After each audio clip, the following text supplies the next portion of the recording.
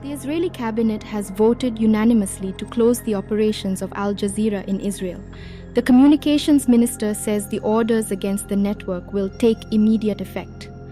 The Al Jazeera media network called the move a criminal act that violates human rights. Hamas says this round of ceasefire talks in Cairo is over, with Chief Ismail Haniyeh blaming Netanyahu for disruptive talks.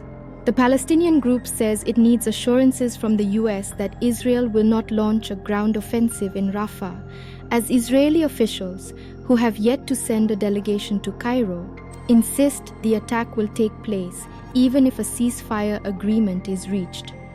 Meanwhile, Israeli anti-government protesters are demanding that Netanyahu agree to a ceasefire and return prisoners held in Gaza. At least 34,683 Palestinians have been killed and 78,018 wounded in Israeli attacks on Gaza since October 7th. Hamas's October 7th attacks in Israel put the death toll at 1,139, and dozens are still being held captive. Hamas says it attacked the Israeli military headquarters. Hamas armed wing, the Qassam Brigades, has shared a video showing its fighters firing rockets at the Kerem Abu Salem, Kerem Shalom, crossing between the Gaza Strip and Israel. Rockets hit Israeli army, command headquarters and mobilizations at the crossing, killing and injuring soldiers. Meanwhile, Israel's president said Hamas attacked humanitarian aid because they don't care about humanity.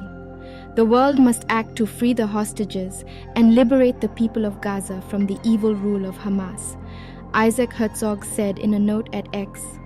Omar Shakir, director of Human Rights Watch (HRW) in Israel and Palestine, has strongly criticized Israel's decision to shut down the operations of Al Jazeera, which has been a critical source of information about Israel and Palestine and a major news source for Arabs.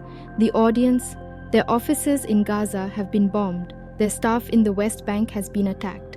They have been killed in the West Bank and Gaza Strip, he said, adding that Israel is trying to set a precedent to cover up its atrocities in the media. Instead of trying to silence reporting on its atrocities in Gaza, Israel should stop committing them.